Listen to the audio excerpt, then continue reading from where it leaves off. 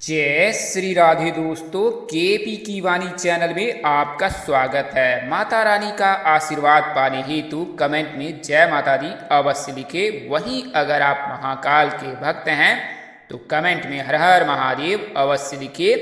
यकीन जानिए माता रानी संग महादेव की कृपा आप पर और आपके पूरे परिवार पर अवश्य बरसेंगी और आप सपरिवार स्वस्थ एवं सुखी रहेंगे। साथ ही आपकी सभी मनोकामनाएं यथाशीघ्र पूर्ण हो जाएंगी।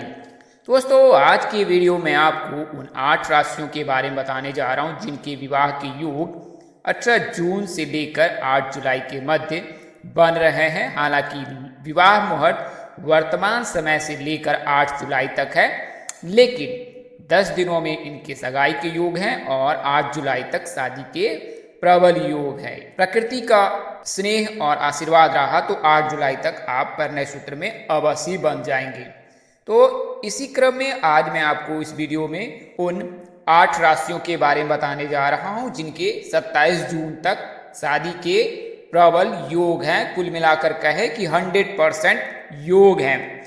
तो दोस्तों, कई ऐसे जातक हैं जिनको अपना जन्मदिन ज्ञात नहीं रहता है। इसके अलावा कई ऐसे जातक हैं जिन्हें केवल दिन याद रहता है और कई ऐसे जातक हैं जिन्हें दिन, तिथि, समय सभी कुछ याद रहता है। तो जिन जातकों को अपना जन्मदिन नहीं पता है और वे हस्तरेखा से अथवा दिन के अनुसार से यह जानना चाहते हैं कि आपकी शादी कब हो सकती है, कितने उम्र में हो सकती है, तो आज की वीडियो में आपको उन जातकों के बारे में भी बताऊंगा। अगर आप नाम के अनुसार से जानना चाहते हैं तो उसके बारे में भी बताऊंगा। इससे पहले मैं आपको केपी की वाणी की सेवाओं के बारे में बता देता हूं। तो केपी की वाणी एक ऐसा चैनल है जिस पर केवल और केवल विवाह संबंध की जानकारी दी जाती है।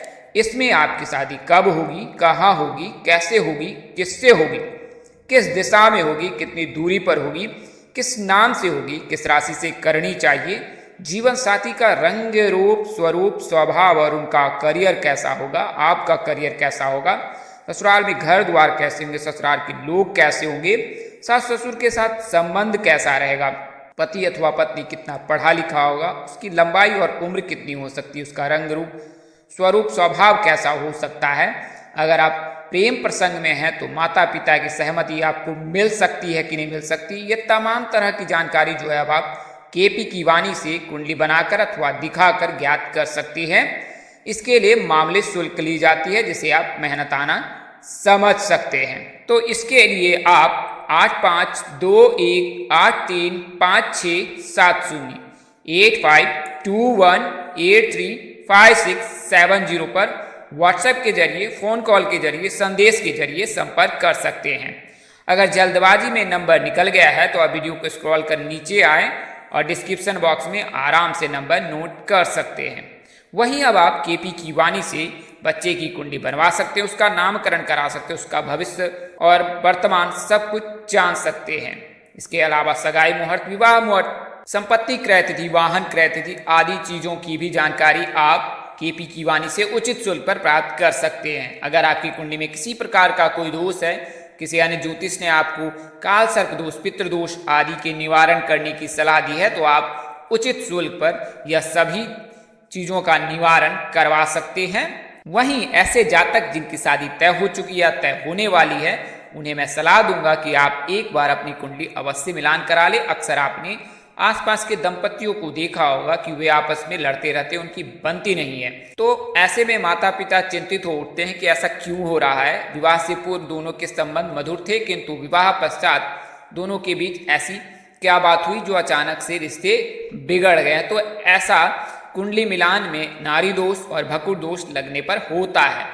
तो आप एक बार अपने स्थानीय ज्योतिष अथवा पंडित से संपर्क कर ले और एक बार कुंडली अवश्य मिलान करा ले। कुंडली मिलान का विश्लेषण कर यह ज्ञात कर ले कि आप किसी दोष से पीड़ित तो नहीं है। अगर पीड़ित हैं तो उसका निवारण अवश्य करा लें। आप चाहे तो केपी की वाणी से भी संपर्क कर कुंडली मिलान करा सकते हैं और उन दोषों का निवारण भी करवा सकते हैं।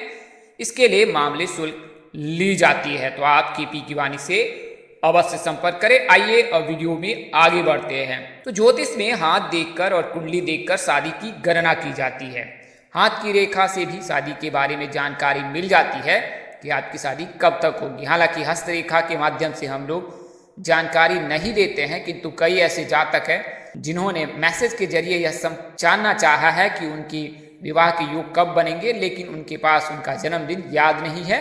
पूर्व में उनके माता पिता ने जन्मदिन के बारे में कोई खबर नहीं ली और नहीं कहीं पर उनको रिकॉर्ड में दर्ज किया गया, इस वजह से उन्हें जन्मदिन ज्ञात नहीं है। तो आपको बता दें कि हाथ में जीवन रेखा, मस्तिष्क यानी विद्या रेखा और हृदय रेखा एक साथ रहती हैं। मस्तिष्क यानी विद्या रेखा और हृदय रेखा, इसके अलावा जीवन रेखा साथ में रहती है, जबकि शादी की रेखा छोटी उंगली और बुध पर्वत के नीचे और हृदय रेखा की मध्य होती है। आप इसे आसान शब्दों में ऐसे समझ सकते हैं कि छोटी उंगली के जो नीचे एक रेखा होती है और छोटी उंगली के जो शीर्ष, उसके मध्य में जो रेखा होती है उसे ही विवाह रेखा कहा जाता है। तो अगर विवाह रेखा हृदय रेखा के समीप हो या नज़दीक हो, और जितनी नज़दीक हो तो 20 वर्ष के बाद जातक के शादी के योग बनते हैं। अगर विवाह रेखा हृदय रेखा और छोटी उंगली के मध्य स्थित हो तो 25 वर्ष तक योग बनते हैं, और अगर छोटी उंगली के अत्यधिक समीप हो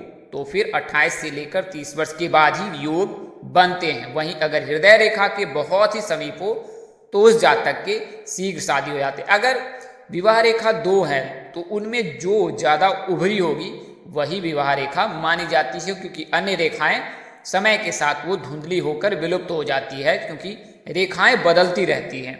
तो इस वजह से केपी की वाणी पर केवल और केवल कुंडली से जानकारी दी जाती है। तो आपको यह जानकारी मैंने दी है कि हस्तरेखा से आप कैसे यह ज्ञात कर सकते हैं कि आपकी शादी कब तक या किस साल तक हो सकती है। आइए अब मैं आपको जन्मदिन के हिसाब से बताता हूं, यानी कि दिन के अनुसार। तो सोमवार को जन्म लेने वाले जातकों की शादी के योग 20वें वर्ष से बनते हैं और अधिकतम 25वें वर्ष तक योग विवाह के रहते हैं। वही मंगलवार के जन्म लेने वाले जातकों के योग जो हैं वो 21वें वर्ष से बनते हैं और अधिकतम 26 वर्ष तक योग रहते हैं। बात करें बुधवार के दिन की, तो बुधवार के दिन जन्म लेने वाले जातकों के जो हैं शादी के योग 21वें वर्ष से ही बनते हैं और 26 वर्ष तक योग बनते हैं। गुरुवार को जन्मे लड़के और लड़कियों के शादी के योग 22वें वर्ष से बनते हैं और अधिकतम 27 वर्ष तक योग रहते हैं। शुक्रवार को जन्मे लड़के और लड़कियों की शादी के योग 24वें वर्ष से बनते हैं और अधिकतम 29 वर्ष तक योग रहते हैं। सबसे कम उम्र में जो जातक के शादी के योग बनते हैं वो जातक शनिवार के दिन जन्म लेते हैं, यानी कि शनिवार को जन्मे लड़के और लड़कियों की शादी के योग 17वें वर्ष से बनते हैं और अधिकतम 22 वर्ष तक उनकी शादी हो जाती है। ऐसा देखा जाता है कि शनिवार के दिन जन्म लेने वाले जातक कुंभ राशि के होते हैं और कुंभ राशि के जातकों के भी 22 वर्ष से विवाह के योग बनते हैं। वहीं अंतिम दिन रविवार है और रविवार के दिन जन्म लेने वाले जातकों के 21 वर्ष से ही योग बनते हैं और अधिकतम 26 वर्ष तक उनकी शादी हो जाती है, यानी वे परिणय सूत्र में बन जाते हैं। आइए अब मैं आपको कुंडली के हिसाब से बता दूं। तो कुंडली में 8 ग्रह होते हैं, 4 शुभ ग्रह और 4 अशुभ ग्रह। शुभ ग्रह बुध, गुरु, शुक्र, रवि, चंद्र को कहा गया है, जबकि अशुभ ग्रह राहु, केतु, मंगल और शनि को कहा गया है। अगर 7वें घर में बुध हो तो 20 वर्ष के बाद शादी के योग बनते हैं। 7वें घर में गुरु, शुक्र या चंद्र हो तो 24 वर्ष के बाद योग बनते हैं। शुक्र के रहने पर 26 वर्ष के बाद, चंद्र के रहने पर 25 वर्ष के बाद और गुरु के रहने पर 24 वर्ष तक विवाह के योग बनते हैं। अगर 7वें घर में केवल गुरु हो तो अधिकतम 25 वर्ष तक विवाह के योग बन जाते हैं। अगर 7वें घर में सूर्य हो तो 27वें वर्ष से योग बनते हैं और अगर उस पर किसी अशुभ ग्रह की दृष्टि ना हो तो 27 वर्ष तक शादी हो जाती है। अशुभ ग्रह की दृष्टि रहने पर 27 से अधिक वर्ष लग सकता है। 7वें घर में राहु के रहने पर भी 27 साल की उम्र में शादी के योग बनते हैं। मंगल के रहने पर अगर आंशिक है तो 27 वर्ष तक योग बनते हैं और अगर प्रबल है तो 28 से लेकर 37 वर्ष के मध्य योग बनते हैं। वहीं बात करें शनि और केतु की, तो शनि और केतु के रहने पर 30 वर्ष के बाद ही योग बनते हैं। बात करें राहु केतु के मध्य सभी ग्रह उपस्थित हो जाए तो जातक काल सर्प दोष से पीड़ित हो जाता है और ऐसे जातक के शादी के योग 42वें वर्ष तक बनते हैं।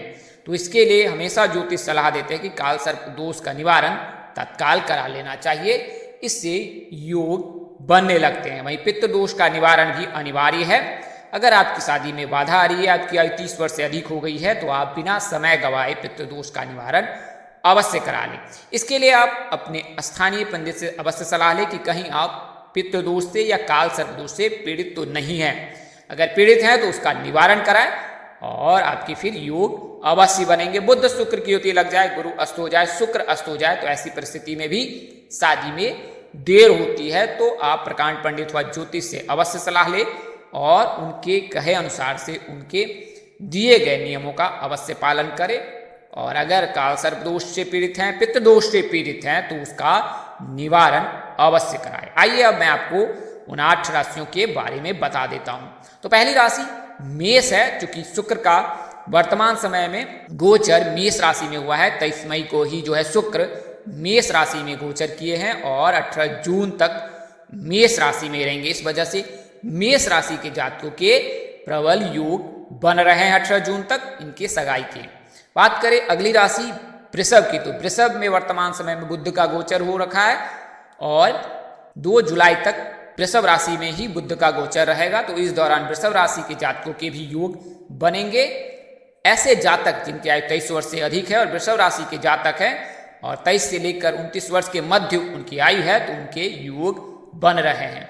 अगली राशि मिथुन है, तो मिथुन का जो है सूर्य के राशि परिवर्तन के चलते ऐसा हो रहा है। 15 जून को जो सूर्य राशि परिवर्तन करेंगे तो वृषभ राशि से निकलकर मिथुन राशि में प्रवेश करेंगे। इस वजह से जो है मिथुन राशि के जातकों के भी योग बन रहे हैं। बात करें कन्या राशि की, तो कन्या राशि के जातकों के जो है 7वें भाव में वर्तमान समय में गुरु विराजमान है। गुरु का मीन राशि में गोचर करना कन्या राशि के जातकों के लिए शुभ योग बना रहा है और 8 जुलाई तक आपके योग बन रहे हैं वर्तमान समय से लेकर। बात करें सिंह राशि के, तो सिंह राशि के जातक के लव मैरिज के योग प्रबल है, क्योंकि वर्तमान समय में जो है मंगल मेष राशि में उपस्थित है और मेष राशि में उपस्थित होने के चलते ऐसे जातक जो लव प्रेम प्रसंग में है और लव मैरिज करना चाहते हैं तो उनके लव मैरिज के योग हैं। और मंगल के राशि परिवर्तन के चलते 27 जून तक जो है सिंह राशि के मेष राशि के जातकों के लव मैरिज के प्रबल योग बन रहे हैं। बात करें अगली राशि, तो वृश्चिक राशि है, तो वृश्चिक राशि में भी वर्तमान समय में गुरु का गोचर है। गुरु जो है मीन राशि में गोचर कर रखे हैं और वृश्चिक राशि के 5वें भाव में विराजमान है। इस वजह से ज्योतिष जो हमेशा 5वें भाव, 7वें भाव, एकादश भाव और लग्न भाव को देखते हैं, तो 5वें भाव में गुरु की दृष्टि वृश्चिक राशि के जातकों के लिए शुभ योग बना रहा है। अगली राशि धनु राशि है, तो धनु राशि के जातकों के जो है राशि स्वामी इनके गुरु होते हैं और आराध्य देव श्री नारायण हरि विष्णु जी होते हैं।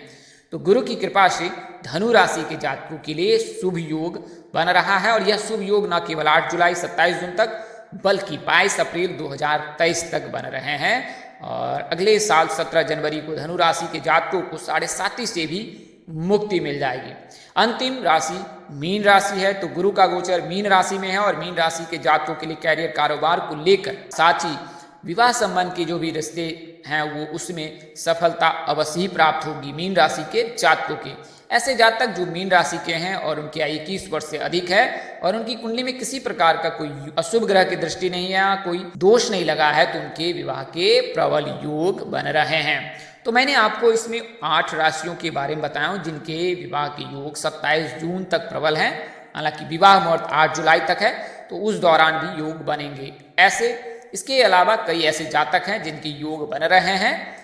हालांकि इस वीडियो में उनकी जानकारी नहीं दी गई है, क्योंकि इस वीडियो में आपको सूर्य राशि परिवर्तन, शुक्र राशि परिवर्तन, मंगल राशि परिवर्तन, बुध राशि परिवर्तन, गुरु राशि परिवर्तन के आधार पर जानकारी दी है। अगर आपकी राशि इसमें सम्मिलित नहीं है तो आप अपनी कुंडली अवश्य दिखा ले और यह ज्ञात कर ले कि आपकी चंद्र राशि क्या है और आपकी राशि, आपकी कुंडली में वर्तमान ग्रह दशा की स्थिति क्या है। इससे आपको यह जानकारी ज्ञात हो जाएगी कि आपकी शादी कब तक हो सकती है। तो दोस्तों, इस वीडियो में मैंने आपको उन 8 राशियों के बारे में जानकारी दी है जिनकी 10 दिनों में सगाई की योग बन रहे हैं। चूंकि शुक्र का गोचर वर्तमान समय में मेष राशि में हुआ है, इस वजह से मेष राशि के जातकों के साथ साथ कई अन्य राशि के जातकों के भी प्रबल योग बन रहे हैं और इसके लिए 10 दिनों में इनके सगाई के योग हैं। और 27 जून तक, चूंकि मंगल 27 जून तक ही मेष राशि में उपस्थित रहेंगे, तो इसके चलते ही 27 जून तक जो है इनके विवाह के योग बन रहे हैं। इसके अलावा विवाह मुहूर्त 8 जुलाई तक भी है, तो उस समय तक भी आपके प्रबल योग बनेंगे। इस वीडियो में बताई गई जानकारी ज्योतिष पंचांग, मान्यताओं, धर्म ग्रंथों और ग्रह राशि परिवर्तन के आधार पर दी है। हमारा उद्देश्य महज आपको सूचना पहुंचाना है, आप इसे सूचना हेतु ले, इसके अतिरिक्त अगर आप इनको मानते हैं, अपनाते हैं अथवा उपयोग करते हैं तो इसके आप स्वयं जिम्मेदार हैं। आप चाहे तो केपी कीवानी संपर्क करें अथवा अपने नजदीक के किसी प्रकांड पंडित व ज्योतिष से अवश्य संपर्क कर सलाह लें। इस तरह की अन्य वीडियो देखने के लिए हमारे चैनल के डैशबोर्ड अथवा प्लेलिस्ट पर जाएं और अपनी राशि अनुसार वीडियो अवश्य देखें। तो दोस्तों, आपको यह जानकारी कैसी लगी, लाइक कमेंट शेयर कर हमें अवश्य बताएं। अगर आप मेरे चैनल पर पहली बार विजिट कर रहे हैं, चैनल के कार्यक्रम पसंद आ रहे हैं तो बेल आइकन को प्रेस करना ना भूलें, साथ ही चैनल को सब्सक्राइब भी करें। माता रानी कृपा से आपके चेहरे पर हमेशा मुस्कान बनी रहे, आप परिवार स्वस्थ एवं सुखी रहें। साथ ही आप सभी के प्यार और स्नेह के लिए आप सबको हृदय से धन्यवाद करता हूं। आप लोग इसी तरह हमारे साथ जुड़े रहें। इन्हीं शुभकामनाओं के साथ आपसे विदा लेता हूं कि जल्द एक नई वीडियो और एक नई जानकारी लेकर आपके समक्ष हाजिर होऊंगा। तब तक के लिए इस नाचीज दोस्त को इजाजत दें। आप जहां रहे मस्त रहे, स्वस्थ रहे, व्यस्त रहे। माता रानी की असीम कृपा पर बरसती रहे। परमपिता परमेश्वर आपको सद्बुद्धि, सत्मार्ग और आगे बढ़ने की शक्ति दे। नमस्कार, जय श्री राम दोस्तों, जय श्री कृष्णा, जय माता दी, जय वाहिगुरु।